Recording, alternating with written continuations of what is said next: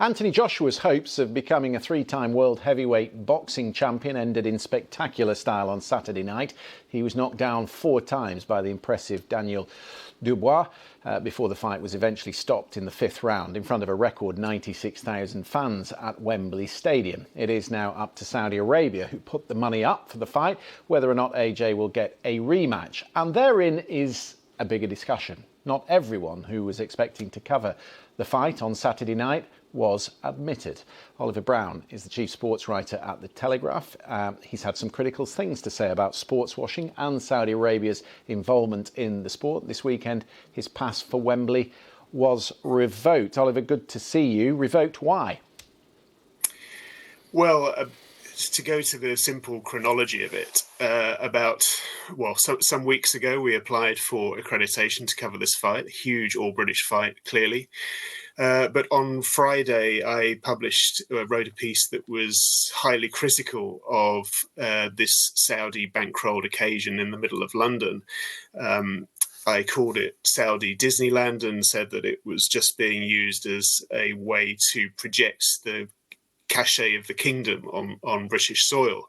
To say that the PRs working on behalf of the Saudis didn't like this would be an understatement. 3 hours later, I got an email saying, "We presume you don't want to come because of your disapproval of Saudi Arabia's involvement in boxing." At which point I said, "No, I very much do want to come. I need to write a fight report." And I had my pass confirmed by 2 different people and information about where I should collect it. So I turned up on fight night, and whereupon several people started assembling in the lobby, looking very flustered and saying that I wouldn't be allowed in and that there was nothing I could do. Calls were made to try to resolve this situation in person with the relevant PRs. Nobody responded, and eventually after an hour I had to leave, and the decision was made quite soon afterwards that we really had to call this situation out. It's one thing to enforce repression of the press in Saudi Arabia, but it's quite another to do it on their behalf. Yeah. I mean, we should say this was a fight at Wembley in London. It was a fight in front of a British crowd with 2 British fighters, and yet the Saudi national anthem was played before the British anthem. Which I think will strike a lot of people as quite odd. Yeah, I found that one of the most extraordinary moments I've seen in sport, or seen at a distance, considering they wouldn't actually allow me in the stadium. But I mean, Wembley being bathed in this garish green light to reflect the Saudi flag, and for the Saudi national anthem to be performed and taking precedence over "God Save the King," I thought was the most vivid possible illustration of the extent to which the Saudis have annexed sport and boxing in particular. We do defend our press freedom jealously in this country. Have you had any response from Frank Warren? I have, and he was very contrite about the situation, and he assured me that nothing like this would happen again.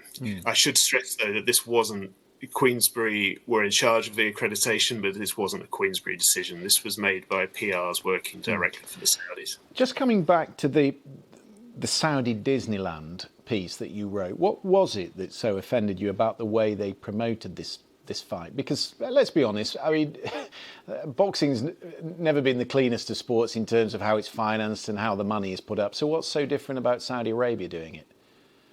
Well, I've been to Saudi Arabia 3 times to cover these fights, and have slightly lamented how things were being taken away from British fans. This is a heavyweight division, is obviously dominated by British fighters, and these fights, I feel very strongly, should be in Britain, and obviously this one was.